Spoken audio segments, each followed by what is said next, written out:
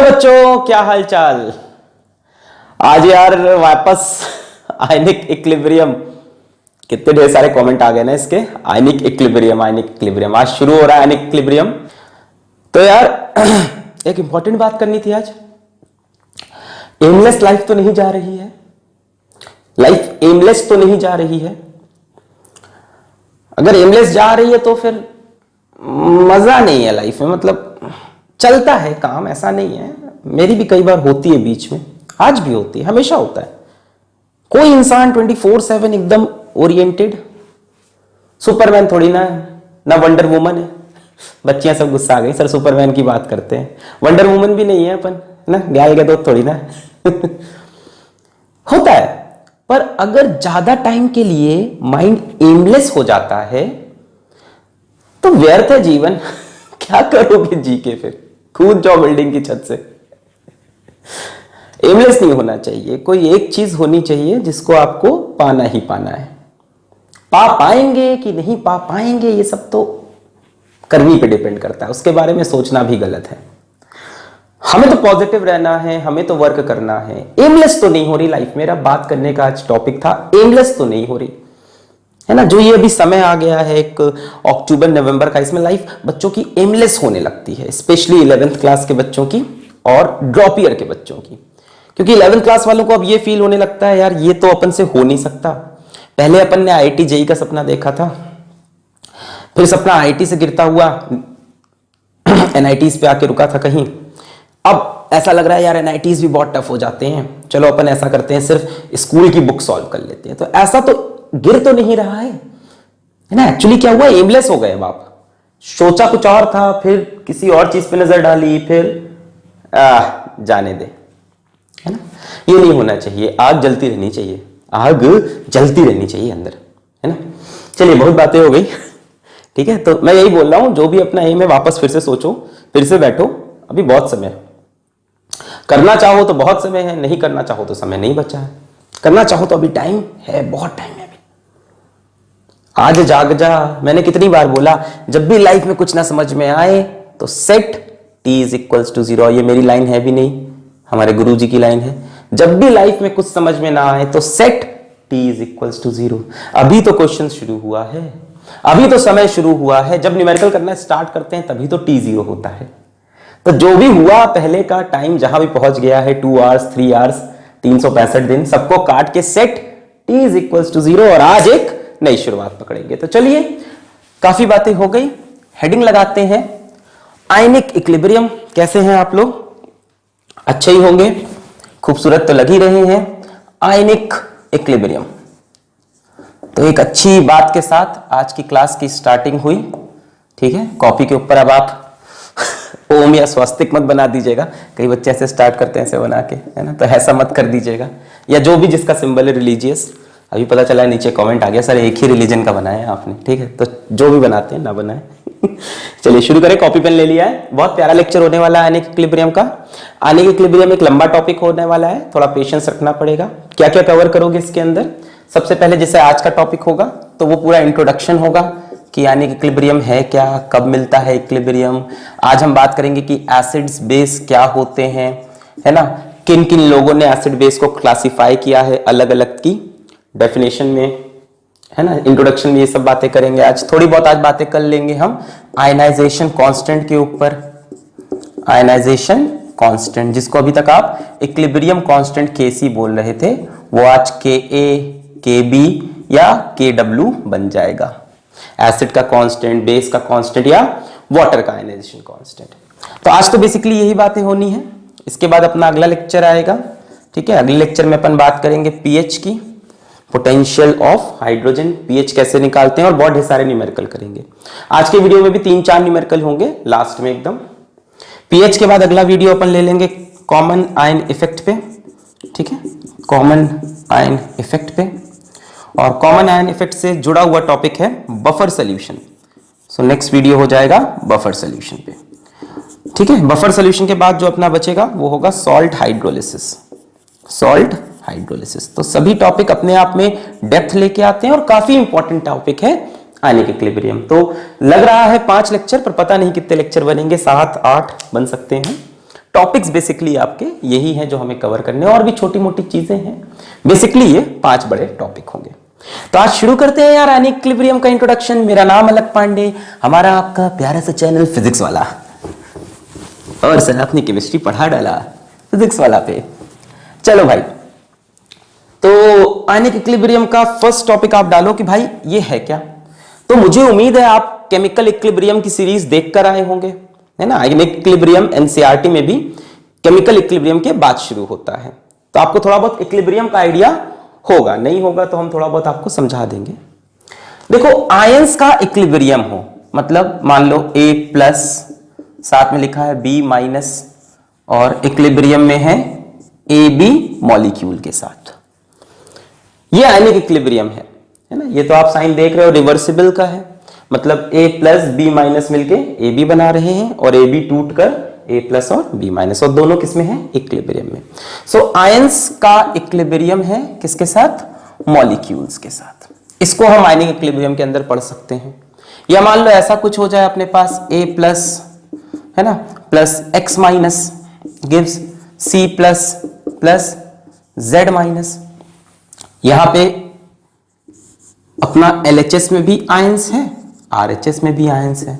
ऐसी कोई इक्वेशन लिखी हो, बीच में रिवर्सिबल साइन हो, तो ये भी हमारा एग्जाम्पल हो जाएगा आयन आयन के इक्विलिब्रियम का।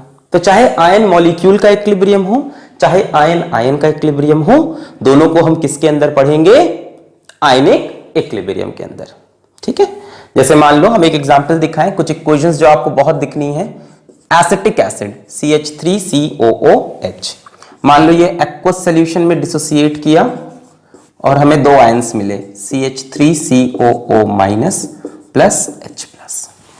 तो आप देख रहे हो इस तरफ क्या है, आयंस, और इस तरफ क्या है, मॉलिक्यूल्स। तो आयंस का इक्विलिब्रियम मॉलिक्यूल्स के साथ, ये भी हमें पढ़ना है आयनिक इक्विलिब्रियम के अंदर। तो इस तरह के तमाम इक्वेशन लिखे जाएंगे, इन पे बहुत सी डिफरेंट तरह की चर्चा होगी, और ये चैप्टर आगे बढ़ेगा। तो जो सबसे पहला कदम इस फील्ड में था वो था फराडे साहब का। माइकल फराडे को कौन नहीं जानता, है ना। कौन, तुम नहीं जानते, अरे हर कोई जानता है ना। तो माइकल फराडे ने बात की कि साहब ये आयंस होते कहां पे हैं। तो जहां तक हम लोग देखते हैं यार, आयंस ज्यादातर एक्वस सॉल्यूशन में, है ना, वाटर के सॉल्यूशन में मिलते हैं। गैसियस फेस में भी आयंस एग्जिस्ट करते हैं, पर मैक्सिमम जो मिलते हैं हमको एक्वस सॉल्यूशन में। तो फराडे ने कहा कि हर सॉल्यूशन में आयंस हो ये जरूरी नहीं। जैसे उन्होंने शुगर सॉल्यूशन देखा, शुगर सॉल्यूशन चीनी डालने वाला, इन्होंने देखा इसके अंदर सिर्फ और सिर्फ मॉलिक्यूल्स हैं। तो कैसे देखा, कैसे झांक के देखा कि अंदर मॉलिक्यूल्स है, नहीं। Sugar solution do not conduct electricity, है ना। फराडे अपना इलेक्ट्रिक चार्ज के ऊपर ही सारी डिस्कवरी किए हैं। तो sugar solution do not conduct electricity. वही उन्होंने देखा जो सॉल्ट सॉल्यूशन है उसके अंदर आयंस भरे हैं। अब सॉल्ट सॉल्यूशन में क्यों आयंस है, बिकॉज इट कंडक्ट्स इलेक्ट्रिसिटी। मेरे ख्याल से मैं थोड़ा उल्टा बोला, आप ऐसे बोलो कि why salt solution conducts electricity. Salt solution electricity क्यों कंडक्ट करता है, क्योंकि उसके पास आयंस होते हैं, है ना। कुछ कैटायंस होंगे, कुछ एनायंस होंगे जो चार्ज को लेके इधर उधर मूव करेंगे, जिसकी वजह से इलेक्ट्रिक करंट चल सकता है सॉल्यूशन के अंदर। वहीं शुगर का सॉल्यूशन ये काम नहीं कर पाता, क्यों, क्योंकि शुगर के पास मॉलिक्यूल्स है। मॉलिक्यूल्स चार्ज को लेकर ट्रैवल नहीं कर सकते, चार्ज एक जगह से दूसरी जगह नहीं जाएगा। तो फराडे ने 2 क्लास बना दिए बड़े बड़े ऑन द बेसिस ऑफ कि कौन से सॉल्यूशन इलेक्ट्रिसिटी को कंडक्ट नहीं करते और कौन से सॉल्यूशन इलेक्ट्रिसिटी को कंडक्ट करते हैं। उन्होंने 2 बड़े क्लास बनाए। इस टाइप के क्लास को इन्होंने बोल दिया नॉन इलेक्ट्रोलाइट, नॉन इलेक्ट्रोलाइट, और इस क्लास को इन्होंने बोल दिया इलेक्ट्रोलाइट। ठीक है, तो ये 2 बड़े क्लासिफिकेशन किए। अब नॉन इलेक्ट्रोलाइट में आयंस है ही नहीं, सिर्फ और सिर्फ क्या है, मॉलिक्यूल्स। मतलब इस चैप्टर में हमें नॉन इलेक्ट्रोलाइट की स्टडी नहीं करनी है भाई, अपना चैप्टर आयनिक इक्विलिब्रियम में है। अब नॉन इलेक्ट्रोलाइट जो इलेक्ट्रिसिटी को कंडक्ट नहीं करेगा, जिसके पास आयंस नहीं है, तो इसकी बातें तो हमें नहीं करनी। हमें इस चैप्टर में इलेक्ट्रोलाइट्स की बहुत बात करनी है ना, इलेक्ट्रोलाइट्स की बहुत बात करनी है। ऐसे सॉल्यूशन जो इलेक्ट्रिसिटी को कंडक्ट करे। डेफिनेटली उन सॉल्यूशंस के अंदर क्या मिलते होंगे? आयंस मिलते होंगे। मॉलिक्यूल्स भी हो सकते हैं, सुनो मेरी बात, हो सकता हो ऐसे सॉल्यूशन में मॉलिक्यूल्स भी हो और आयंस भी हो, पर आयंस के होने की वजह से दे कंडक्ट इलेक्ट्रिसिटी। तो फराडे ने दो बड़े क्लासिफिकेशन किए, नॉन इलेक्ट्रोलाइट और इलेक्ट्रोलाइट। अपन क्या पढ़ेंगे इसमें से? इलेक्ट्रोलाइट्स। तो इतना कॉपी करें, ठीक। फिर फराडे ने बोला कि ये जो आपके इलेक्ट्रोलाइट हैं, जो इलेक्ट्रिसिटी कंडक्ट कर रहे हैं, जिनके पास आयंस हैं, ये इलेक्ट्रोलाइट भी हम दो तरह से क्लासिफाई कर सकते हैं। इलेक्ट्रोलाइट्स को भी क्लासिफाई किया फराडे ने। फराडे ने क्या किया? फराडे ने इलेक्ट्रोलाइट्स को भी क्लासिफाई किया। इलेक्ट्रोलाइट्स अभी समझ में आ गया, जो इलेक्ट्रिसिटी को कंडक्ट करेगा, जिसके अंदर आयंस होंगे और आयंस के साथ मॉलिक्यूल्स भी हो सकते हैं। इन्होंने कहा दो तरह के इलेक्ट्रोलाइट्स हैं साहब, एक होंगे हमारे वीक इलेक्ट्रोलाइट, एक होंगे हमारे स्ट्रॉन्ग इलेक्ट्रोलाइट। अच्छा, इलेक्ट्रोलाइट होता क्या है, थोड़ा सा डिस्कशन आपसे कर लें। क्लास 10th की बातें हैं। ऐसा नहीं कि सिर्फ सॉल्ट का सॉल्यूशन इलेक्ट्रोलाइट है। सिर्फ सॉल्ट में आयंस नहीं होते, एसिड में भी आयंस होते हैं, बेस में भी होते हैं, सॉल्ट में भी होते हैं। तो बेसिकली इलेक्ट्रोलाइट हमारा क्या निकलेगा? इलेक्ट्रोलाइट या तो हमारा कोई एसिड होगा, या तो कोई हमारा बेस होगा, या तो कोई हमारा सॉल्ट होगा। तीन चीजें हो सकती है इलेक्ट्रोलाइट, एसिड, बेस या सॉल्ट। अब केमिस्ट्री में कोई भी कंपाउंड है वो तीन ही चीज हो सकता है, या तो एसिड होगा, या तो बेस होगा, या तो सॉल्ट होगा, है ना। और कुछ भी हो सकता है, ऑक्सीडाइजिंग एजेंट भी हो सकता है बिना बेस हुए। खैर, ओवरऑल जो चीजें इलेक्ट्रिसिटी कंडक्ट करती हैं वो या तो एसिड है, या तो बेस है, या तो सॉल्ट है, और दो तरह की हो सकती हैं, या तो वीक या तो स्ट्रॉन्ग। तो कैसे इन्होंने बोला कौन वीक कौन स्ट्रॉन्ग? तो इन्होंने बोला भैया वीक इलेक्ट्रोलाइट, या पहले स्ट्रॉन्ग की बात करते हैं। इन्होंने कहा स्ट्रॉन्ग थोड़ी देर झेल लो, ये सब थोड़ी कहानी है। स्ट्रॉन्ग इलेक्ट्रोलाइट, चूहा खाने तो नहीं बैठ गया तुम, ये क्या बातें हो रही है बकवास। स्ट्रॉन्ग इलेक्ट्रोलाइट समझ लो, बड़ा इंपॉर्टेंट टर्म आने वाला है, degree of dissociation. Strong electrolyte वो हैं जैसे अपने पास स्ट्रॉन्ग एसिड हो गया, ठीक है, अपने पास जैसे स्ट्रॉन्ग बेस हो गया, है ना। जैसे स्ट्रॉन्ग एसिड में अपने पास HCl हो गया, अपने पास H2SO4 हो गया, अपने पास HNO3 हो गया, अपने पास HClO3 हो गया, ये सब अपने स्ट्रॉन्ग एसिड्स में आते हैं, मैनी मोर। और स्ट्रॉन्ग बेस में अपने पास NaOH हो गया, अपने पास KOH हो गया, अपने पास CaOH होल ट्वाइस हो गया, अपने पास MgOH होल ट्वाइस हो गया, है ना। बेसिकली ग्रुप 1 ग्रुप 2 के ऑक्साइड या hydroxide are considered as strong base. फिर से बोल देता हूं, ग्रुप 1 ग्रुप 2 के हाइड्रोक्साइड या oxide are considered as strong base. देखो ये ग्रुप 1 से आए हैं, ये ग्रुप 2 पीरियोडिक टेबल के। खैर अभी हम लोग एसिड बेस पे तो पूरा डिस्कशन आज करने ही वाले हैं, आगे बढ़ते हैं। सॉल्ट की बात करोगे तो सॉल्ट का अगर एक भी कंपोनेंट स्ट्रॉन्ग है तो वो स्ट्रॉन्ग इलेक्ट्रोलाइट। फिर से, सॉल्ट का एक भी कंपोनेंट स्ट्रॉन्ग है तो वो स्ट्रॉन्ग इलेक्ट्रोलाइट। सॉल्ट एसिड और बेस से मिलता है ना। हम बात करें स्ट्रॉन्ग सॉल्ट, स्ट्रॉन्ग सॉल्ट तो नहीं बोल सकते, स्ट्रॉन्ग इलेक्ट्रोलाइट में बोलते हैं कि सॉल्ट कौन से स्ट्रॉन्ग होंगे। तो जैसे कोई भी सॉल्ट ले लो, जैसे मान लो मैं ले लिया NaCl, है ना, सबसे पहले यही याद आता है। NaCl कहां से आया है? NaOH से, HCl से। तो दोनों कंपोनेंट स्ट्रॉन्ग है तो स्ट्रॉन्ग इलेक्ट्रोलाइट, है ना। जैसे अपने मान लो अपन ने ले लिया, देखो ध्यान से, NH4Cl, Cl कहां से आया? HCl, strong. ये कहां से आया? ये वीक से आया। NH4OH is a weak base. सब आएगा समझ में, धीमे धीमे धीमे धीमे आएगा। NH4OH is a weak base and HCl is a strong acid. दोनों से बना होगा, एसिड और बेस से। एक कंपोनेंट स्ट्रॉन्ग है ना तो सॉल्ट स्ट्रॉन्ग हो जाता है, एक भी कंपोनेंट स्ट्रॉन्ग है तो सॉल्ट स्ट्रॉन्ग। जैसे मान लो ये ले लिया मैंने Na2CO3, किससे बना? सोडियम हाइड्रोक्साइड से, और CO3 आया होगा कार्बोनिक एसिड से, H2CO3। अब carbonic acid is a weak acid, पर ये कैसा है? स्ट्रॉन्ग, तो this will be a strong electrolyte. तो इस तरह से इन्होंने स्ट्रॉन्ग इलेक्ट्रोलाइट को क्लासिफाई किया कि या तो स्ट्रॉन्ग एसिड होंगे, या तो स्ट्रॉन्ग बेस होंगे, या तो अपने स्ट्रॉन्ग सॉल्ट होंगे। इलेक्ट्रोलाइट बोल दिया मैंने। उनका एक भी कंपोनेंट स्ट्रांग है तो स्ट्रांग, दोनों स्ट्रांग है तो भी बढ़िया इलेक्ट्रोलाइट, मस्त एकदम। क्लियर है? जैसे मान लो अपने पास ये हो गया Mg2s। अब ये कहां से आया होगा? मैग्नीशियम आया मैग्नीशियम हाइड्रोक्साइड से, सल्फर आया H2s से। अब H2s is a weak acid, H2s is a weak acid but MgOH is a strong electrolyte, strong base, तो ये स्ट्रॉन्ग हो गया। फिर और क्या बोला इन्होंने स्ट्रॉन्ग इलेक्ट्रोलाइट के लिए? जैसे मान लो हम यहां पे स्ट्रॉन्ग इलेक्ट्रोलाइट HCl ले लें, तो ये इक्विलिब्रियम शो ही नहीं करते, H+ और Cl-, मतलब इनकी भी ज्यादा चर्चा हमें नहीं करनी। अरे यार स्ट्रॉन्ग है, 100% डिसोसिएट कर गया, 100% डिसोसिएट, बैकवर्ड रिएक्शन होगा ही नहीं। स्ट्रॉन्ग का मतलब क्या है? पूरी तरह से आयंस में कन्वर्ट हो गया, कोई बैकवर्ड रिएक्शन है ही नहीं साहब, कंप्लीटली डिसोसिएट। यानी इनका डिग्री ऑफ डिसोसिएशन पढ़ा है ना टॉपिक, डिग्री ऑफ डिसोसिएशन क्या होता है कि एक मोल में से कितने मोल डिसोसिएट किए, फिर से एक मोल में से कितने मोल डिसोसिएट किए, तो इनका डिग्री ऑफ डिसोसिएशन 1 होता है। एक मोल में से कितने मोल डिसोसिएट किए? 1। एक था पूरा का पूरा एक डिसोसिएट, या आप परसेंटेज में बोलना चाहो तो नियरली 100%, है ना, नियरली 1 बोलेंगे। कोई भी केमिकल रिएक्शन 100% तो कंप्लीट नहीं होता, नियरली 1। एक मोल में से कितना मोल डिसोसिएट करेगा? एक मोल में से एक मोल, पूरा पूरा खत्म।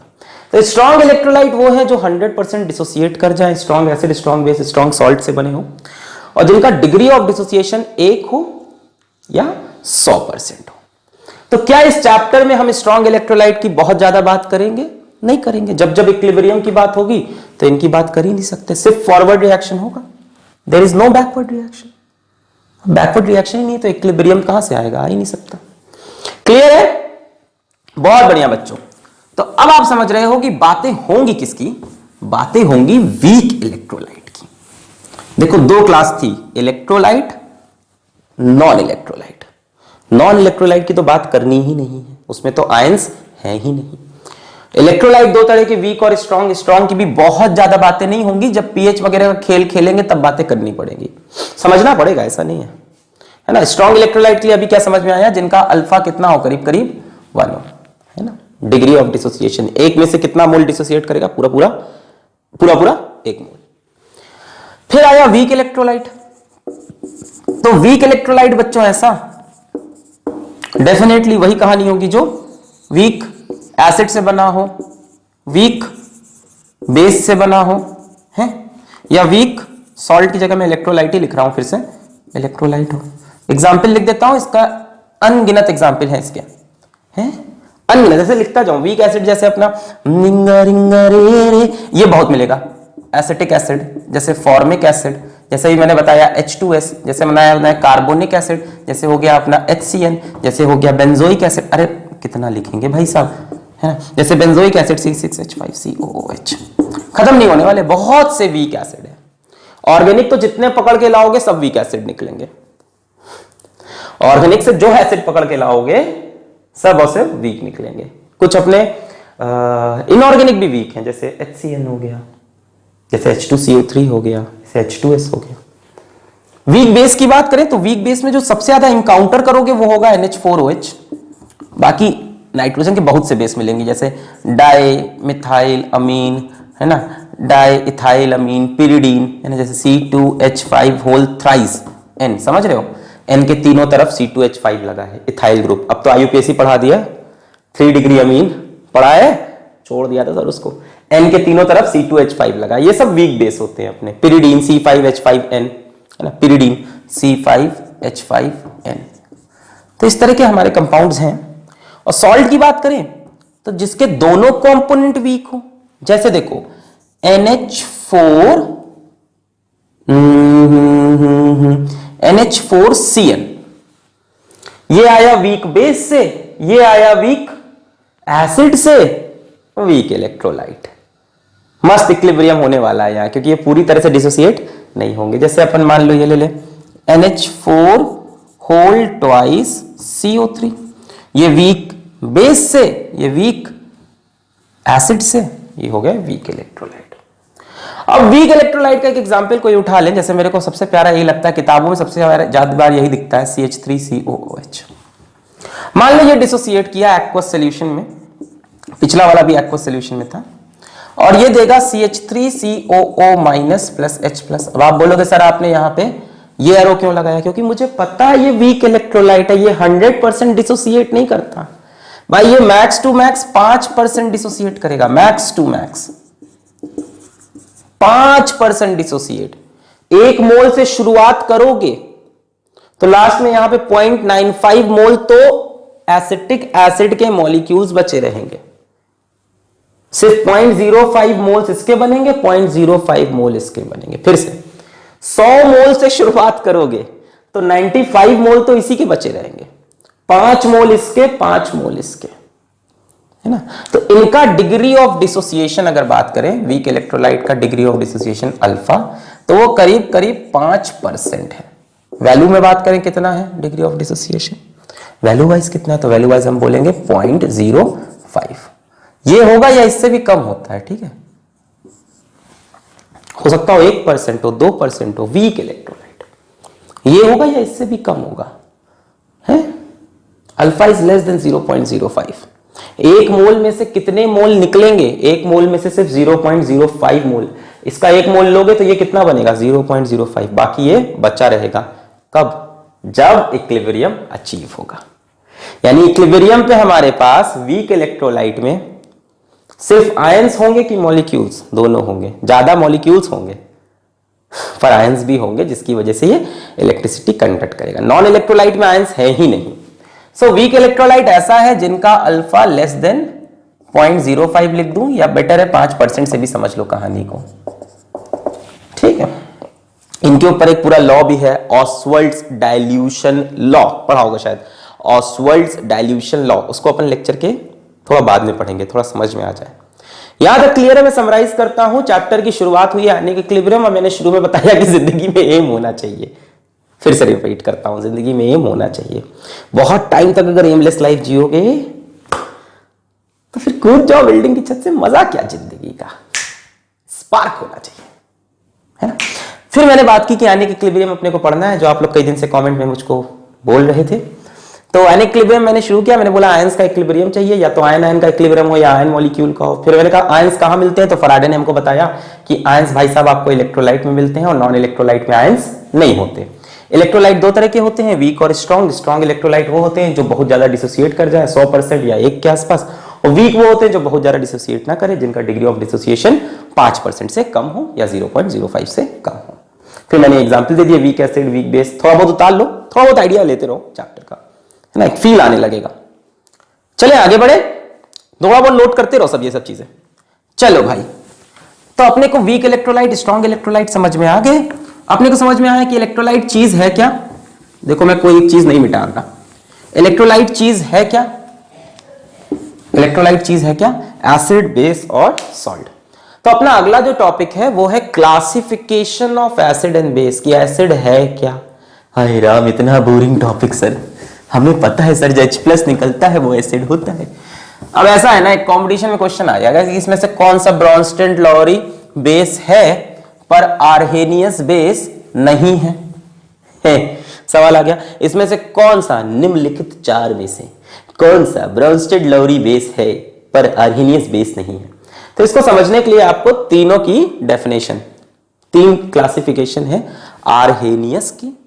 अब मेरी कहीं प्रोनाउंसिएशन गलत हो तो कमेंट में आके पक्का मुझे अच्छे से एकदम, है ना, टिपिया देना जो आप करोगे। आर्हेनियस, सेकंड है ब्रॉन्स्टेड लॉरी, और थर्ड है अपना लुइस, सबसे मॉडर्न लुइस है। तो अपन स्टार्ट करेंगे आर्हेनियस से। सो आर्हेनियस कंसेप्ट, किस चीज का कंसेप्ट, एसिड और बेस का। तो आर्हेनियस को अपने समय में जितना समझ में आया, इन्होंने कहा कि भाई एसिड वो है जो एक्वस सॉल्यूशन में, एसिड वो है जो एक्वस सॉल्यूशन में H+ आयंस फर्निश करे, जो H+ आयंस फर्निश करे। कुछ बुद्धिजीवी लोग आए, यानी इंटेलिजेंट लोग, उन्होंने कहा H+ नहीं सर, हाइड्रोनियम आयन होता है। था तो होता क्या है, ये H+ एक्वस सॉल्यूशन मतलब पानी, H2O से जाके जुड़कर H3O प्लस बनाता है। सवाल आता है ऐसा क्यों किया H प्लस ने सर, क्या मजबूरी थी उसकी आखिर। एक तो पॉजिटिव चार्ज, ऊपर से हाइड्रोजन का साइज इतना बड़ा, छोटा सा एकदम, सबसे छोटा है भाई, ये प्रोटॉन है, ये एटम थोड़ी ना है, ये तो बेचारा एक प्रोटॉन है। H प्लस हाइड्रोजन में होता ही क्या है, एक प्रोटॉन, एक न्यूट्रॉन, एक इलेक्ट्रॉन, इलेक्ट्रॉन निकल गया, क्या बचा, न्यूक्लियस बचा, एक प्रोटॉन एक न्यूट्रॉन, प्रोटॉन के बराबर ही तो है बेचारा ये छोटू सा। तो इतने छोटे पे इतना बड़ा पॉजिटिव चार्ज इससे बर्दाश्त नहीं हुआ, तो इसने अगल बगल देखा कोई है जो मेरी मदद करेगा, तो वाटर ने कहा आ जाओ मेरे पास क्या है, 2 ऑर्बिटल में लोन पेयर। अब लोन पेयर में इलेक्ट्रॉन, इसको लालच आया, जाके उससे चिपक गया तो बन गया H3O प्लस जो कि हाइड्रोनियम आयन। सो सोल्यूशन में सर क्या H प्लस आयन होता है कि हाइड्रोनियम आयन, तो एक्सपेरिमेंटली देखा गया है कि हाइड्रोनियम आयन एग्जिस्ट करता है सोल्यूशन में। अच्छा, बेस के लिए इन्होंने बोला भैया बेस वो सब्सटेंस है जो एक्वा सोल्यूशन में जाकर क्या फर्निश करे, OH माइनस आयंस फर्निश करे, उसको इन्होंने बेस बोला। और सिर्फ H प्लस, इसके सिवा और कोई पॉजिटिव चार्ज आयंस अगर दे रहा है तो ठीक है, बट H प्लस होना जरूरी है, ये इनकी डेफिनेशन थी। और यहां से बेस के लिए उन्होंने बोला कि OH माइनस होना चाहिए, ठीक है। बेसिकली इन्होंने तो ये कहा था कि मान लो, यहां पे लिखता हूं, सही डेफिनेशन लिखता हूं, ओनली पॉजिटिव आयन, थोड़ा सा मैं सही बताता हूं एकदम, ये एनसीईआरटी में नहीं मिलेगा। आर्यन से कहा था कि एसिड वो सब्सटेंस है जो सोल्यूशन में डाल के सिर्फ H प्लस, जो अभी मैं बोला वो नहीं सीखता, सिर्फ H plus as the only positive charge ion दे, उसके सिवा अगर कोई पॉजिटिव आयन दे रहा है तो वो एसिड नहीं, फिर वो सॉल्ट है। आई रिपीट, अगर H प्लस के सिवा कोई और पॉजिटिव चार्ज भी मिल रहा है तो वो एसिड नहीं, सॉल्ट है। ये आर्यनियस ने बोला, एनसीईआरटी ने इसके बारे में बात नहीं की है ज्यादा, बढ़े हम लोग जल्दी आगे बढ़े। और बेस के लिए उन्होंने बोला था कि ओनली नेगेटिव आयन, सोल्यूशन पे जाने में ओनली नेगेटिव आयन जिसमें से सिर्फ OH माइनस निकले और उसके सिवा और कोई नेगेटिव साथ में ना निकल आए, कुछ और निकल आएगा तो फिर ये बेस नहीं, फिर ये भी सॉल्ट बन जाएगा, है ना। जैसे मान लो एक ये देखो NaHCO3, ये एसिड है क्या, ये सॉल्ट है, ये भाई आयनाइज होगा क्या देगा, Na प्लस H प्लस और CO3 2 माइनस। तो देखो ये ओनली पॉजिटिव में H प्लस नहीं दे रहा, ये 2 पॉजिटिव दे रहा है, एक Na प्लस एक H प्लस, तो ये एसिड नहीं है। एसिड वो सब्सटेंस है जिसके सोल्यूशन में सिर्फ एक ही तरह के पॉजिटिव आयंस हो H प्लस के, और कोई पॉजिटिव आयन होंगे तो ये सॉल्ट बन जाएगा। क्लियर है। बेस की बात करो, जैसे मान लो ये ले लूं मैं CuOHCl, बेसिक कॉपर क्लोराइड, मान लो इसको मैंने आयनाइज किया तो ये देगा Cu2 प्लस, बहुत पुरानी बातें हैं बचपन की, OH माइनस और Cl माइनस, शायद आप पहली बार सुन रहे हो, है? ये बेस नहीं है, OH माइनस तो दे रहा पर साथ में एक और नेगेटिव आयन दे रहा, ओनली नेगेटिव आयन जिसमें सिर्फ OH माइनस हो वो बेस है। खैर, तो ये बात की आर्यनियस ने अपने जमाने में, और ये बात बड़ी ही अच्छी थी। उस टाइम के ज्यादातर एसिड और बेस इसके बेसिस पे क्लासिफाई हो गए। जैसे एसिड की बात एक सक्सेसफुल थ्योरी है, हल्की फुल्की थोड़ी थे ना, HCl है अपना, H2SO4 है अपना, ठीक है, अपना HNO3 है अपना, जितने भी एसिड थे सब क्लासिफाई हो रहे थे। CH3COH अभी हम लोग बार बार बात कर रहे हैं, अपना HCN हो गया, H2CO3 हो गया, सब पे देखो क्या निकल रहा है H प्लस, तो ठीक है बढ़िया, और कोई पॉजिटिव चार्ज निकलेगा भी नहीं, सबसे H प्लस निकल रहा है, मस्त है। कैसे होगा ये, एक एग्जांपल देख लो, ये HCl पानी में एक्वा सॉल्यूशन में गया, यहां से H प्लस निकल के इससे कंबाइन किया, H3O प्लस, और क्या बना Cl माइनस, तो H प्लस निकले या क्या निकले, H3O प्लस निकले। HCl पानी में गया, H2O से रिएक्ट किया, H प्लस इसके पास क्या, ये बन गया, है ना। बेस की बात करें तो अब यहां थोड़ी दिक्कत थी, बेस में सिर्फ हाइड्रोक्साइड क्लासिफाई होंगे, NaOH, MgOH होल ट्वाइस है, KOH, CaOH होल ट्वाइस है, NH4OH, सिर्फ इन्हीं को क्लासिफाई कर पाएंगे ये, किनको, जिनके पास OH माइनस आयन हो। मतलब इनके हिसाब से सिर्फ मेटल के हाइड्रोक्साइड बेस है, जबकि आज के टाइम को आपको पता है कि मेटल की ऑक्साइड्स भी बेस होती हैं, पता है ना, Na2O, MgO ये सब भी बेस है, उसको क्लासिफाई नहीं कर पाए। अपनी सोच थी, पुरानी सोच थी, पुराने लोग नहीं, बहुत बड़ा अचीवमेंट है ये, ठीक है, अपार्ट फ्रॉम जोक। जैसे बेस की बात करो, NaOH पानी है, पानी से मिला, यहां से OH माइनस निकला, टिंग टिंग टिंग, और क्या निकला, Na प्लस निकला। अब ये OH माइनस जाके टिंग डिंग डिंग डिंग डिंग, ऐसी है, इसको ऐसे एनालाइज कर लेते हैं। NaOH इन एक्वा सॉल्यूशन, इस ऑलरेडी OH है ना इसके पे, सो Na+ बना और OH माइनस। अब वीक भी ले सकते हो स्ट्रॉन्ग, जैसे NH4OH है तो वो वीक है तो पूरी तरह से आयनाइज नहीं करेगा। NH4OH के लिए मैं ये सिंबल बनाऊंगा। ये सब बातें समझ में आ रही है? स्ट्रॉन्ग इलेक्ट्रोलाइट पूरी तरह से आयनाइज, वीक सब आदत डालो तो इक्विलिब्रियम का साइन। NH4OH इज धीरे धीरे आने लगेगा। NH4OH is weak electrolyte. तो ये गया क्या दिया? NH4+ दिया बच्चों और OH माइनस। तो आर्हेनियस बेसिस में सिर्फ उनको क्लासिफाई कर पाए जिनके पास हाइड्रोक्साइड आयन थे, ऑक्साइड्स को नहीं। तो ये इनकी लिमिटेशन हो गई। तो चाहो तो लिख सकते हो कि लिमिटेशन क्या है आर्हेनियस की। मैं बोल दे रहा हूं, लिखवा नहीं रहा। पहला लिमिटेशन, ये जितनी भी बात कर रहे हैं सिर्फ और सिर्फ एक्वस सोल्यूशन में कर रहे हैं। मतलब इनके हिसाब से जो भी चीज एसिड या बेस होती है सिर्फ एक्वस सोल्यूशन में ही होती है। गैसेस स्टेट में एसिड बेस नहीं हो सकता, जो कि गलत है। HCl गैसियस फेस में, अमोनिया गैसेस फेस में आज के टाइम पे अमोनिया गैस को बेसिक माना जाता है, HCl की गैस को एसिडिक माना जाता है? तो ये सिर्फ एक्वस सोल्यूशन में ही रहेगा। तो इनका पहला लिमिटेशन था कि एसिड और बेस कहां मिलते हैं? सिर्फ एक्वस सोल्यूशन में मिलते हैं। दूसरा लिमिटेशन क्या था कि मेटल ऑक्साइड को भी ये बेस नहीं बोल रहे। इनके हिसाब से सिर्फ हाइड्रो ऑक्साइड बेस है। इनके हिसाब से ये सब बेस नहीं है। कैल्शियम ऑक्साइड हो गया, मैग्नीशियम ऑक्साइड हो गया, ये सब है, Na2O हो गया, ये सब इनके हिसाब से, जबकि सब बड़े स्ट्रॉन्ग बेस है। बट इनके अकॉर्डिंग ये बेस नहीं है क्योंकि they can not furnish OH minus ion. तो दो बड़ी लिमिटेशन याद रखो। पहला, एसिड और बेस सिर्फ कहां डिफाइंड है? एक्वस सॉल्यूशन में। दूसरा, मेटल ऑक्साइड्स को भी ये बेस नहीं बता पाए। इनके हिसाब से सिर्फ मेटल हाइड्रोक्साइड बेस है। दो लिमिटेशन समझ में आ गए? लिख लोगे? पक्का वादा? ये वादा है, ये मेरा प्यार, मेरी कसम है। प्यार हुआ, इकरार हुआ, प्यार से फिर क्यों डरता है दिल। एक बच्चे ने बहुत प्यार कमेंट किया था, सर आप गाने गाते हो, मेरे मम्मी पापा सुनते हैं और उनके सामने आपका कैरेक्टर थोड़ा खराब हो जाता है ना। तो ऐसा नहीं है, ठीक है, गाने गाते हैं क्योंकि अच्छा लगता है ना। कैरेक्टर इमेज कुछ नहीं होता, काम करो अपना। चलो बहुत ज्ञान की बातें हो गई, अपन चलते हैं सेकेंड क्लासिफिकेशन। दूसरा क्लासिफिकेशन आया बहुत इंपॉर्टेंट, ब्रॉन्स्टेड-लॉरी कंसेप्ट।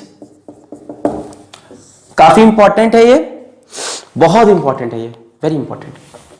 इसके बाद जो अगला कंसेप्ट आया वो इस चैप्टर में इंपॉर्टेंट नहीं होगा, लाइफ में होगा, केमिस्ट्री में होगा, पर इस चैप्टर में वो कंसेप्ट इतना इंपॉर्टेंट नहीं जितना ब्रॉन्स्टेड। ये सबसे इंपॉर्टेंट कंसेप्ट बनेगा इस चैप्टर का, ध्यान से पढ़ना। इन्होंने बोला एसिड्स वो सब्सटेंस हैं जो प्रोटॉन डोनर हो, H+ को जो डोनेट करे, और बेस वो सब्सटेंस है जो प्रोटॉन एक्सेप्टर हो, H+ को एक्सेप्ट करे। देखो एसिड की बात करें तो इनकी डेफिनेशन आर्हेनियस से मैच कर रही है। आर्हेनियस भी बोल रहे थे एसिड H+ देते हैं, ब्रॉन्स्टेड-लॉरी भी बोल रहे हैं एसिड H+ देते हैं, ठीक। बेस की बात करें तो डेफिनेशन चेंज हो गई। आर्हेनियस ने बोला था बेस वो है जो OH माइनस आयन दे। इन्होंने कहा नहीं नहीं नहीं नहीं, बेस वो है जो H+ को एक्सेप्ट करे। बेस वो है जो H+ को एक्सेप्ट करे। बड़ा प्यारा क्वेश्चन, अभी थोड़ी देर में दिखाते हैं। पहले चलो दो ऐसी थोड़ा बहुत खेल कूद कर लो। मान लो HCl अपने पास, और वाटर से रिएक्शन करा दिया मैंने HCl का, तो इक्विलिब्रियम होगा नहीं, स्ट्रॉन्ग है पूरा, सिंगल एरो। HCl का रिएक्शन वाटर से, HCl H+ डोनेट कर देगा इसको, और वाटर से क्या बन जाएगा H3O+, और HCl का क्या बन जाएगा Cl-। तो देखो यहां से यहां HCl ने क्या किया, डोनेट किया H+, इसलिए ये क्या बन गया एसिड। कौन सा एसिड? ब्रॉन्स्टेड-लॉरी एसिड बोलते हैं इसको, है ना, इनकी क्योंकि डेफिनेशन के हिसाब से लिया हमने। और वाटर ने देखो H+ एक्सेप्ट किया है, ये H+ जो HCl से निकला वो वाटर ने एक्सेप्ट किया, तो वाटर ने एक्सेप्ट किया H+, तो वाटर क्या बन गया? अरे भैया, अरे वाटर बेस बन गया इनकी डेफिनेशन के हिसाब से। So anything which accept H plus is a base, खत्म बात। तो इनके हिसाब से water is a base, HCl तो एसिड है। जैसे एक और एग्जांपल बहुत खूबसूरत सा, NH3 प्लस H2O। अब देखो मैं रिवर्सिबल का साइन बना रहा हूं, ये सब चीजें ध्यान से देखा करो। क्यों बनाया? क्योंकि ये वीक बेस है। NH3 plus H2O। अब NH3 क्या करता है, देखो इसके पास लोन पेयर है, ठीक है, ये वाटर के H प्लस को अपनी तरफ खींच लेगा तो बनाएगा NH4 प्लस, और वाटर की जगह क्या बन जाएगा, OH माइनस। तो ध्यान से देखो, इस बार वाटर ने H प्लस लूज किया है ना, डोनेट किया है, वाटर ने H प्लस डोनेट किया इसको, वाटर क्या बन गया, एसिड। और NH3 ने H प्लस एक्सेप्ट किया है, एक्सेप्ट करने वाला बेस।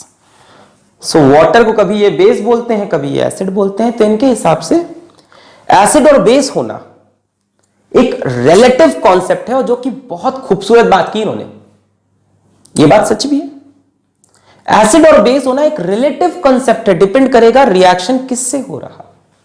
जब वाटर का रिएक्शन HCl से कराया तो हमें लगा HCl की H प्लस देने की टेंडेंसी वाटर से ज्यादा है, तो ये एसिड बन गया। जब अमोनिया से रिएक्शन कराया तो वाटर की H प्लस देने की टेंडेंसी अमोनिया से ज्यादा थी, तो वाटर एसिड बन गया। एनीवेज, इन शॉर्ट, इन दोनों लोगों ने क्या कहा, ब्रॉन्स्टेड और लॉरी ने, दोनों ने कहा कि acid proton donor, base proton acceptor. एक सवाल इंटरनेट पे भी है और ऐसे स्कूल एग्जामिनेशन में पूछता है, जेईई में बहुत पहले पूछा होगा, अब तो नहीं पूछता, कि NH3 जो है भैया, ये आर्हेनियस के हिसाब से बेस नहीं है। कहां आर्हेनियस के हिसाब से कैसे बेस होगा? आर्हेनियस तो बोल लेते OH माइनस दे, पर NH3 ब्रॉन्स्टेड लॉरी के हिसाब से बेस है। वाई लिख के दिखा देना भाई, बोल देना कि NH3 के पास OH माइनस आयन नहीं थे, हैं? तो आर्हेनियस के हिसाब से ये बेस नहीं है। और ब्रॉन्स्टेड लॉरी के हिसाब से क्या डेफिनेशन है, जो H प्लस को एक्सेप्ट कर ले, NH3 H प्लस एक्सेप्ट कर लेता है, इसलिए ब्रॉन्स्टेड लॉरी बेस है। दोनों रिएक्शन कंबाइन कर दें, देखो दोनों रिएक्शन को कंबाइन करते हैं। मान लो मैं रिएक्शन करा दूं HCl और NH3 का, अब क्या होगा, यहां से H प्लस जाएगा, NH3 एक्सेप्ट कर लेगा, तो NH4 प्लस और Cl माइनस, दोनों आयंस कंबाइन कर लेंगे, बनाएंगे NH4Cl। ठीक है, हम यहीं पे देखते हैं इसको शॉर्ट में, वो तो हमें पता है कंबाइन करके यही बनने हैं। NH3 की बात करें, NH3 ने क्या किया, एक्सेप्ट प्रोटॉन, तो ये क्या बन गए, बेस। HCl ने क्या किया, HCl ने लूज किया या डोनेट किया प्रोटॉन, तो ये बन गए एसिड। क्लियर हो गया, proton donor are acid, proton acceptor are base. मिटा दें, ओके। अब इस डेफिनेशन से कुछ नए रास्ते खुल गए, देखो जरा कैसे नए रास्ते खुले। थोड़ा सा एसिड बेस की डेफिनेशन में फर्क आ गया, H प्लस और OH से आगे बढ़ गई है थोड़ी कहानी। जैसे हम बेस की बात करें, हम बेस की बात करें, हैं? हम बेस की बात करें तो बेस दो तरह के होंगे, एक तो नेगेटिवली चार्ज्ड स्पीशीज और कुछ न्यूट्रल स्पीशीज हैं। बस H प्लस एक्सेप्ट करना है डेफिनेशन में, H प्लस को एक्सेप्ट करना है। जैसे मान लो हम बोले Cl माइनस बेस है, बिल्कुल है, H प्लस को एक्सेप्ट कर लेगा। हम बोले S2 माइनस बेस है, बिल्कुल है, H प्लस को एक्सेप्ट करेगा। ये S माइनस बेस है, बिल्कुल है, H प्लस को एक्सेप्ट करेगा। O2 माइनस बेस है, बिल्कुल है, H प्लस को एक्सेप्ट करेगा। SO4 2 माइनस, बिल्कुल है, SO4 1 माइनस, बिल्कुल है, HSO4 1 माइनस। ये अभी भी H प्लस को एक्सेप्ट कर सकता है, इसलिए ब्रॉन्स्टेड लॉरी बेस बन गया। जैसे CO3 2 minus H plus accept कर लेगा, HCO3 minus 1 H plus accept कर लेगा, PO4 3 minus H plus accept कर लेगा, PO4 2 minus HPO4 2 minus H plus accept कर लेगा, H2PO4 1 minus H plus accept कर लेगा, SO4 2 माइनस HSO4 माइनस 1 H प्लस एक्सेप्ट कर लेगा। जितनी भी नेगेटिव स्पीशी H प्लस को एक्सेप्ट कर सकती हैं that are base. Neutral species की बात करें जैसे अमोनिया NH3 टंग डंग डंग टंग डंग डंग टिंग डिंग डिंग, जैसे मिंगर अल्कोहल अल्कोहल ROH टिंग डिंग। ऑक्सीजन के पास क्या है, लोन पेयर, H प्लस को एक्सेप्ट कर लेगा।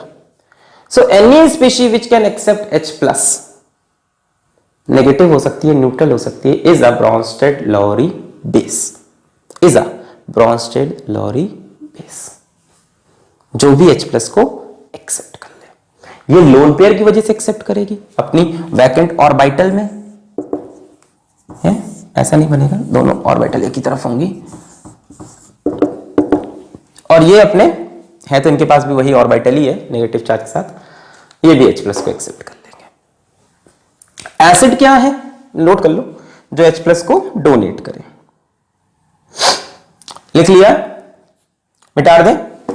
अच्छा, एसिड में ऐसा कुछ लिखने की जरूरत नहीं रहेगी, एसिड बस वो है जो H प्लस को डोनेट करें। कोई भी एसिड लिख दो, जितने मैंने लिखे थे सब H प्लस डोनेट कर रहे थे, सबके पास H प्लस था, कोई अलग से बताने की जरूरत नहीं। बेस में मैंने बताया कि न्यूट्रल भी बेस बन सकता है और नेगेटिवली चार्ज स्पीशी भी। अच्छा,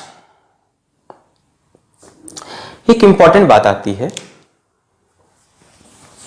जैसे एक ये स्पीशी देखो HCO3 माइनस 1, इसमें मैंने H प्लस ऐड किया तो बना H2CO3, HCO3 माइनस 1, इसमें से मैंने H प्लस निकाल लिया तो बना CO3 2 माइनस। सही है, मतलब ये H प्लस एक्सेप्ट भी कर सकता है, H प्लस लूज भी कर सकता है। एक्सेप्ट किया तो क्या बना, बेस, लूज किया तो क्या बना, एसिड। ऐसी स्पीशी को इन्होंने बोला एम्फोटेरिक है। क्या है, एम्फोटेरिक है, जो H प्लस को एक्सेप्ट भी कर सके, लूज भी कर सके, वो एम्फोटेरिक। जैसे ये स्पीशी देखो HSO4 माइनस 1, ये H प्लस को एक्सेप्ट करके बनेगा H2SO4, और H प्लस को लूज करके, ये तो एक्सेप्ट हो गया, लूज करके बनेगा SO4 2 माइनस। लूज किया तो बना एसिड, एक्सेप्ट किया तो बना बेस। इधर से देखो बेस लग रहा, इधर से एसिड। ऐसी स्पीशी को इन्होंने बोला एम्फोटेरिक स्पीशी है, एसिड भी है बेस भी है, दोनों है एम्फोटेरिक। जैसे मैं पूछूं ये एम्फोटेरिक है SO4 2 माइनस, ये क्या कर सकता है, सिर्फ H प्लस को एक्सेप्ट कर सकता है HSO4 माइनस बनाने के लिए, ये H प्लस को लूज नहीं, तो ये तो पक्का बेस है। पर कुछ ऐसे भी ब्रॉन्स्टेड-लॉरी बेस थे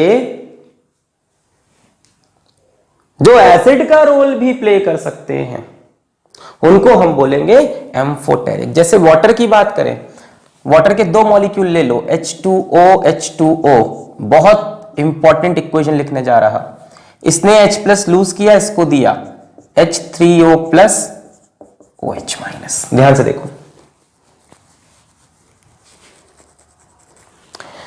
दो H2O के मॉलिक्यूल लिए, इसने H प्लस लूज किया, इसने गेन किया। भाई साहब इस वाले ने मान लो गेन किया, है ना, एक्सेप्ट H प्लस, तो ये बन गया भाई साहब बेस। और मान लो इन्होंने लूज किया, है ना, डोनेट H प्लस, तो ये बन गए एसिड। तो वाटर भी क्या है इनके हिसाब से, amphoteric. Any species which can lose as well as gain H plus ion is amphoteric in nature. बहुत बातें हो गई, आपको मैं शॉर्ट में कहानी समझाता हूं, क्योंकि ये सारी कहानी है कॉन्जुगेट एसिड बेसिस की। मैं थोड़ा डेप्थ चाहता था आपको मिल जाए कंसेप्ट का, थोड़ा आपको फील आने लगा कि जिसमें से H प्लस निकाल सकते हैं वो एसिड, जिसको H प्लस दे सकते हैं वो बेस, और जो दोनों काम कर सके वो एम्फोटेरिक। असल में कंसेप्ट कुछ और ही है, कंसेप्ट है कॉन्जुगेट का, समझाते हैं। देखो यही रिएक्शन फिर से लिखता हूं, HCl plus NH3 gives NH4 plus Cl minus, वो NH4Cl बन जाएगा। बड़ा इंपॉर्टेंट कंसेप्ट। इसने H प्लस लूज किया, करेक्ट। इस तरफ से देखा तो हमने इसने क्या किया है, डोनेट किया है H प्लस, तो ये हमको लग रहा है एसिड। इसने H प्लस एक्सेप्ट किया, तो इसने किया है एक्सेप्ट प्रोटॉन, तो ये बन गया है बेस। जरा इसी रिएक्शन को ऑपोजिट साइड से देखो, इस तरफ से देखो।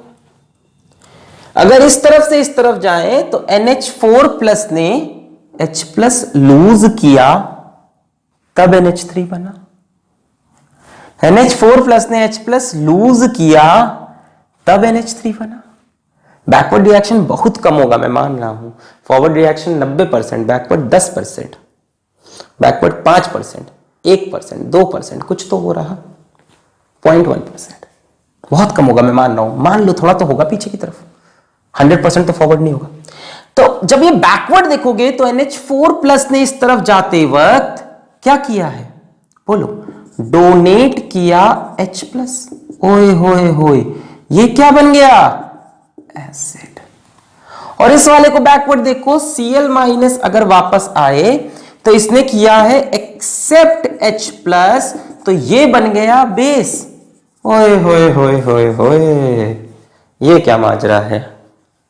इस तरफ से ये एसिड लग रहा था, इस तरफ जो इसकी कॉन्जुगेट स्पीशी है, इसकी कॉन्जुगेट स्पीशी है, वो बेस बनती है। एसिड का कॉन्जुगेट होता है बेस, बेस का कॉन्जुगेट होता है acid.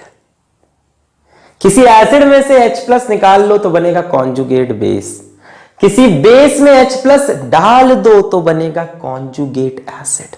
Let me be clear with this. मान लो मेरे पास ये HCl है और यहां से इसने H प्लस लूज किया, बना Cl माइनस। इधर से देखने में ये लग रहा एसिड और इधर से देखने में ये लग रहा बेस। इसने H प्लस एक्सेप्ट किया तो ये बन गया।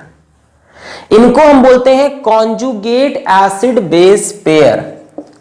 क्या मैं बात समझा पाया आपको? नहीं समझा पाया तो अभी और समय दूंगा। कॉन्जुगेट एसिड बेस पेयर, बच्चे कंफ्यूज रहते हैं इसमें, क्लियर करके जाऊंगा, टेंशन न ले। कॉन्जुगेट एसिड बेस पेयर, किसी चीज में से H प्लस निकाल दो तो उसका कॉन्जुगेट बेस बन जाता है, किसी चीज में H प्लस जोड़ दो तो उसका कॉन्जुगेट एसिड बन जाता है? कुछ और स्पीशीज लेते हैं, बहुत हो गया HCl NH3। Let us take something else. Let us take this thing. NO3 minus 1. मान लो मैं इसको H प्लस दे दूं तो बनेगा HNO3। इसने H प्लस एक्सेप्ट किया तो ये बनेगा बेस। और इस तरफ से देखो तो इसने H प्लस लूज किया है, इसने H प्लस लूज किया है तो ये बनेगा एसिड। इनको हम बोलते हैं कॉन्जुगेट एसिड बेस पेयर। कितना डिफरेंस होता है H प्लस का? डिफरेंस कितना होता है? What is the difference between them? Difference है सिर्फ एक प्रोटॉन का। यह है फर्क साहब, एक प्रोटॉन का डिफरेंस है। ऐसा मैं कह नहीं रहा कि ये रिएक्शन फॉरवर्ड भी होगा बैकवर्ड भी, ऐसा मैं नहीं कह रहा। नहीं मैंने ये कहा कि ये रिएक्शन बैकवर्ड होगा, मैंने कहा बहुत थोड़ा सा होगा। ये मैं बिल्कुल नहीं कह रहा कि NO3 minus H plus accept करके ये बनेगा ना, बहुत कम चांसेस है ये होने के, ज्यादा चांसेस है कि HNO3 टूट के ये बनाएगा। मैं ये नहीं कह रहा कि ये चीज होगी, पर ऐसा होता है कॉन्जुगेट एसिड बेस पेयर। ये बहुत स्ट्रॉन्ग एसिड है बच्चों, ये पूरी तरह से टूट के यही बनेगा। बहुत कम ये वाला रिएक्शन होगा पीछे वाला, जैसे ये बहुत स्ट्रॉन्ग एसिड है। और एग्जांपल देता हूं आपको और क्लियर होगा। Conjugate acid base pair. Confuse तो नहीं हो रहे? एम्फोटेरिक वाली कहानी से कंफ्यूज तो नहीं हूं इसमें? यही तो एक टॉपिक है आज का। जैसे मान लो ये लेता हूं, ये प्यारा है, H2CO3 प्लस H2O। वाह बेहतरीन एग्जाम्पल। यहां से H प्लस निकला तो बनेगा H3O प्लस और ये बन जाएगा HCO3 माइनस 1। ध्यान से देखो, यहां से H प्लस निकला H3O प्लस और ये बना HCO3 माइनस 1। देखो इस तरफ से फॉरवर्ड रिएक्शन देखो तो इसने H प्लस लूज किया तो ये क्या है, एसिड। इसका कॉन्जुगेट कहां है, ये रहा। अब जरा बैकवर्ड रिएक्शन देखो, इस बार बैकवर्ड भी होगा फॉरवर्ड भी, वीक एसिड है, पूरी तरह से डिसोसिएट नहीं करेगा, वीक एसिड है, आगे भी जाएगा पीछे भी, दोनों रिएक्शन हो रहे हैं। ये रहा इसका कॉन्जुगेट। इस तरफ से रिएक्शन को चेक करो तो इधर से ये कैसे बन रहा, H प्लस गेन करके, तो ये क्या हो गया, कॉन्जुगेट बेस इसका। जैसे वाटर को देखो तो वाटर ने यहां से यहां में, यहां से यहां में एक H प्लस गेन किया है, मतलब ये तो है बेस, इस तरफ से लग रहा है H प्लस गेन हुआ है। और जब रिएक्शन को मैंने इस तरफ से देखा तो मुझे लगा कि H3O प्लस ने एक H प्लस लूज किया है, तो ये बन गया कॉन्जुगेट एसिड। ये कॉन्जुगेट एसिड बेस पेयर, ये कॉन्जुगेट एसिड बेस पेयर, किसी को भी कॉन्जुगेट बोल सकते हैं हम, इसको भी कॉन्जुगेट एसिड और उसको बेस बोल सकते थे, पेयर होते हैं। इसका कॉन्जुगेट बेस कौन है, ये, इसका कॉन्जुगेट एसिड कौन है, ये सवाल घुमा भी सकता था मैं, इसका कॉन्जुगेट बेस कौन है, ये डिफरेंस कितने का, H प्लस का, देखो इनमें डिफरेंस H प्लस, इनमें डिफरेंस H प्लस। अब तो बात पक्की क्लियर हो गई कि रिएक्शन को फॉरवर्ड देखो बैकवर्ड देखो तो समझ में आता है कि उसका पेयर, उसका कॉन्जुगेट निकलेगा। नहीं आया अभी भी? किसी का कॉन्जुगेट बेस चाहिए तो उसमें से H प्लस निकाल दो, मिल जाएगा। किसी का कॉन्जुगेट बेस चाहिए तो उसमें से H प्लस निकाल दो, मिल जाएगा। किसी का कॉन्जुगेट एसिड चाहिए तो उसमें H प्लस जोड़ दो, हाँ नहीं? चलो एक और काम करता हूं, एक और वीक ले लेता हूं, NH4 plus H2O, sorry NH3 plus H2O, okay, NH4 plus OH minus, और क्लियर हो शायद इससे। कॉन्जुगेट बेस बनाने का बहुत आसान तरीका है, क्या निकाल दो, H प्लस निकाल दो। कॉन्जुगेट एसिड बनाने का बहुत आसान तरीका है, क्या जोड़ दो, H प्लस। जैसे यहां देखो H प्लस दिया NH4 प्लस, इसने H प्लस एक्सेप्ट किया बेस, इसने H प्लस डोनेट किया एसिड। इस तरफ से देखो रिएक्शन को, इसने H प्लस लूज किया कॉन्जुगेट एसिड, इसने H प्लस गेन किया तब ये बनेगा, गेन किया तो कॉन्जुगेट बेस। किसी का कॉन्जुगेट बेस बनाना हो तो H प्लस निकाल दो, किसी का कॉन्जुगेट एसिड बनाना हो तो H प्लस जोड़ दो, यही तो बोल रहा हूं। कॉन्जुगेट एसिड बनाना हो H प्लस जोड़ दो, बेस बनाना हो H प्लस निकाल दो। क्लियर है? पक्का? यहां लिख ले रूल को हम, कॉन्जुगेट एसिड बेस पेयर में डिफरेंस H प्लस का, और रूल हमारे पास अब आ गया। क्या नियम है? किसी का कॉन्जुगेट एसिड बनाना हो तो H प्लस जोड़ दो, किसी का कॉन्जुगेट बेस बनाना हो तो H प्लस तोड़ दो मतलब उसमें से निकाल दो। चलिए एक काम करिए आप, मैं आपको कुछ स्पीशी दे रहा हूं, उनका आप कॉन्जुगेट एसिड भी बनाइए और बेस भी बनाइए। चलिए मैं कुछ स्पीशीज आपको देता हूं, उनका आप दोनों बनाएंगे, कॉन्जुगेट एसिड भी और कॉन्जुगेट बेस भी। चलिए करिए।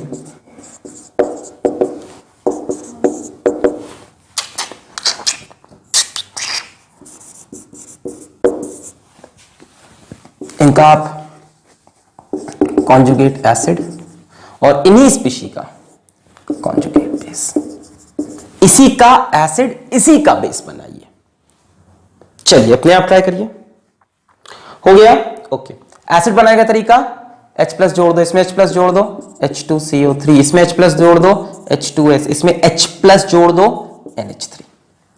बेस बनाने का तरीका, H प्लस निकाल दो, इसमें से H प्लस निकाला CO3 2 माइनस, इसमें से H प्लस निकाला S2 माइनस, इसमें से H प्लस निकाला NH2 माइनस। क्लियर है? इन्हीं का मैंने एसिड और इन्हीं का बेस बनाया। क्लियर है? पक्का बोलो। चलो और करना है कि आ गया? बस सर पेट भर गया। अच्छा दो और कर दो। Find the conjugate base for, इधर find the conjugate acid for. चलो कॉन्जुगेट बेस बताना है आपको।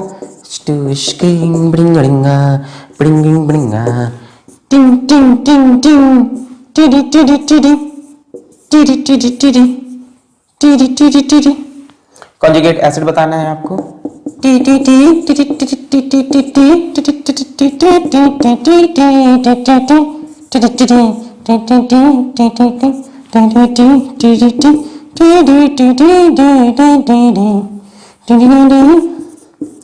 चलिए ट्राई करिए।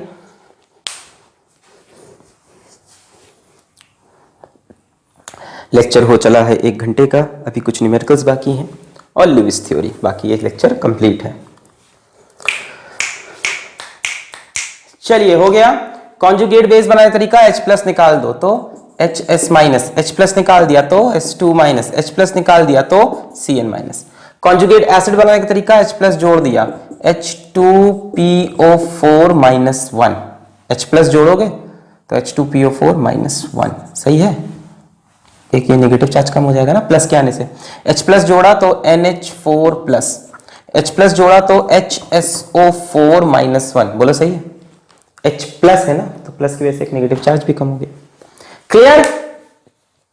चलिए भाई, तो ये था Bronsted Lowry concept of acid and base. फिर ये कंसेप्ट क्यों फेल कर गया, लिमिटेशन क्या थे ब्रॉन्स्टेड लॉरी कंसेप्ट? कोई खास लिमिटेशन तो नहीं है। एक प्रॉब्लम थी कि नए जमाने में सारी कंसेप्ट प्रोटॉन से हटके इलेक्ट्रॉन्स पे आ गए। हम जितने भी केमिकल रिएक्शन आज की डेट में समझते हैं लाइफ में, सब और सब इलेक्ट्रॉन के बेसिस पे समझते हैं। हम सारे रिएक्शंस इलेक्ट्रॉन के बेसिस पे समझते हैं या समझना चाहते हैं। और इस कंसेप्ट में इलेक्ट्रॉन की कोई बात नहीं हुई थी। तो it can not explain the acidic nature of compounds like BF3,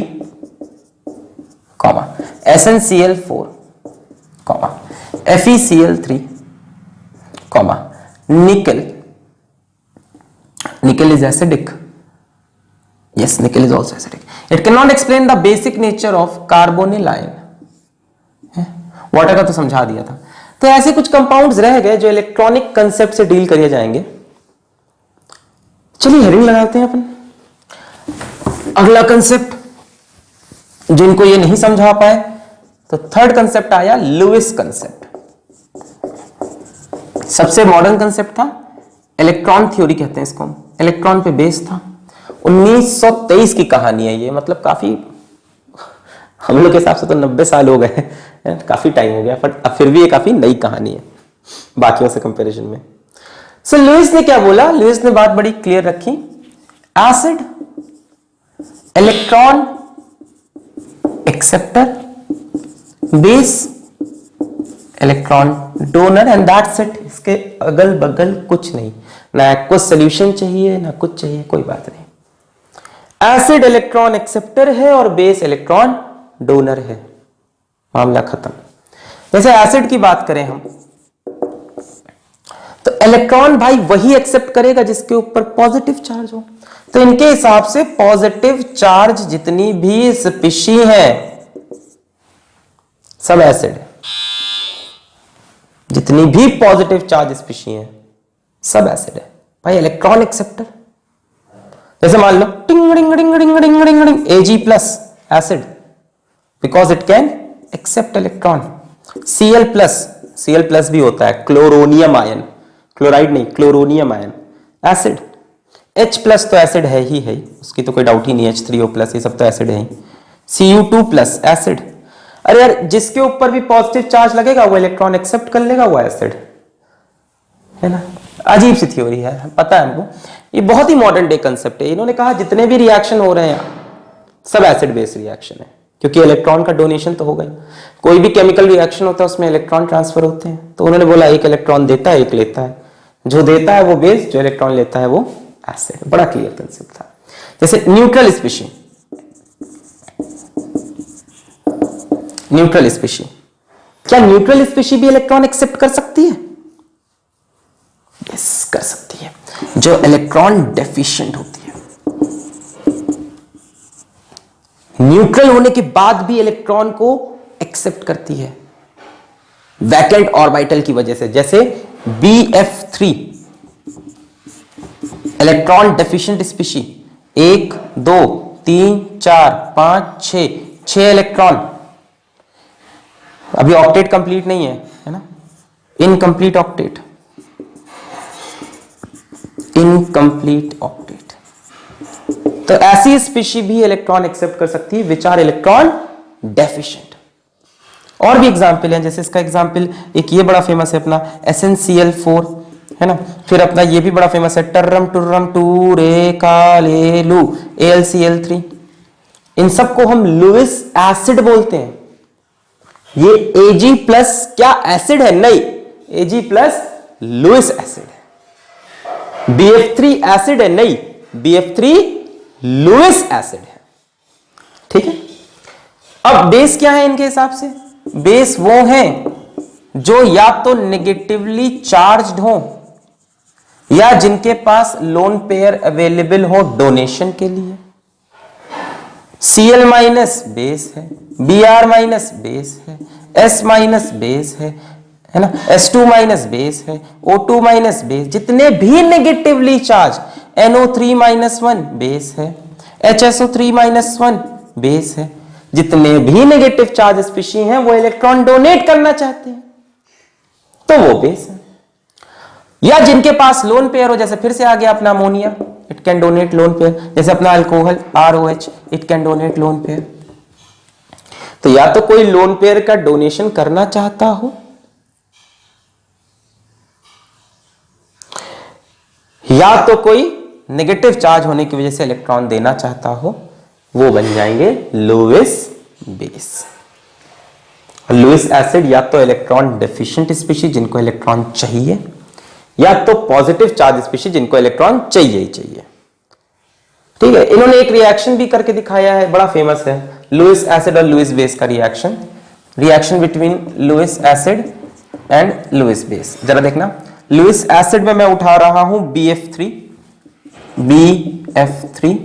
और लुईस बेस में मैं उठा रहा हूं अमोनिया। अब देखो, लुईस एसिड ऐसी स्पीशी जो इलेक्ट्रॉन एक्सेप्ट करे, ये एक्सेप्ट करना चाहता है, इसके पास 2 इलेक्ट्रॉन कम है ऑक्टेट से। और बेस ऐसी स्पीशी जो इलेक्ट्रॉन डोनेट करना चाहे, इसके पास लोन पेयर है। जरा देखो होगा क्या, होगा ये BFFFNHHH, यहां लोन पेयर, यहां वैकेंट ऑर्बिटल, ये डोनेट हो गया, कोऑर्डिनेट बॉन्ड। एक लुईस एसिड और एक लुईस बेस में रिएक्शन हुआ और बीच में क्या बना? Coordinate bond. ये देखो, ये लोन पेयर नाइट्रोजन ने डोनेट किया। तो लुईस एसिड लुईस बेस में रिएक्शन होता है तो क्या सर हमेशा कोऑर्डिनेट बॉन्ड बनता है? नहीं, हमेशा नहीं, कभी। Ag प्लस Cl माइनस में रिएक्शन होगा तो कोऑर्डिनेट बॉन्ड कहां बनेगा? हमेशा जरूरी नहीं। एक और बड़ा फेमस है, जैसे reaction of Lewis acid and Lewis base. जरा ध्यान देना, निकेल का रिएक्शन 4 कार्बोनिल एटम के साथ, बहुत इंपॉर्टेंट, ये भी कोऑर्डिनेट बॉन्ड का एग्जांपल है। यहां पर एक कोऑर्डिनेट कंपाउंड बनता है, कॉम्प्लेक्स कंपाउंड। कार्बोनिल के पास होते हैं लोन पेयर और निकेल होता है इलेक्ट्रॉन डेफिशिएंट। असल में इसके पास वेकेंट डी ऑर्बिटल होता है। बातें सर के ऊपर से तो नहीं जा रही, बहुत इनऑर्गेनिक डाल दी मैंने। अब Lewis acid Lewis base concept भी इनऑर्गेनिक का ही तो है, एसिड बेस पूरा कंसेप्ट इनऑर्गेनिक का। न्यूमेरिकल आएंगे तब फिजिकल केमिस्ट्री आएगा। निकल के पास होती है वैकेंट डी ऑर्बिटल। भाई निकल का कॉन्फ़िगरेशन लिखोगे तो 3d8 आएगा, 28 होता है ना एटॉमिक नंबर, तो 3d8। अभी देखो डी ऑर्बिटल खाली है इसकी, वैकेंट डी ऑर्बिटल जिसके पास है उसको ये लोन पेयर दे सकता है। इनको हम लिगेंड बोलते हैं। ये पूरी कॉम्प्लेक्स कंपाउंड की कहानी हम आपको बता रहे हैं। सो बनता है NiCO4, ये एक कंपाउंड बनता है। इसमें निकल से 4 कार्बोनिल जुड़ते हैं और उन कंपाउंड को आप कोवेलेंट या कोऑर्डिनेट कह सकते हो। तो पूरी नई थ्योरी है कॉम्प्लेक्स कंपाउंड में कौन से बॉन्ड होते हैं। Anyways the reaction is between Lewis acid electron accept करेगा, लुईस बेस इलेक्ट्रॉन डोनेट करेगा। बहुत से रिएक्शन है बच्चों, लिखता जाऊं तो कोई इसका अंत नहीं है। नोट कर ले, नोट कर लिया है? मजा आ रहा है? नहीं सर अब मजा नहीं आ रहा। बहुत से रिएक्शन लिखे जा सकते हैं। चलो मैं एक काम करता हूं, आज का लेक्चर यहीं पे रोकते हैं। अगले लेक्चर में हम आपसे बात करेंगे कि आयनाइजेशन कांस्टेंट क्या होता है, कैसे एसिड बेस का आयनाइजेशन कांस्टेंट वगैरह डिफाइन किया गया है ना। Ka क्या होता है, Kb क्या होता है, ionic product of water Kw क्या होता है, और थोड़े मोड़े न्यूमेरिकल ले लेंगे अगले लेक्चर में। और थर्ड लेक्चर में अपन न्यूमेरिकल भर देंगे पीएच की। तो वही कहेंगे जो कहते हैं, पढ़ाई करते रहें, ऑल द वेरी बेस्ट, और एम पे वापस focus. All the very best.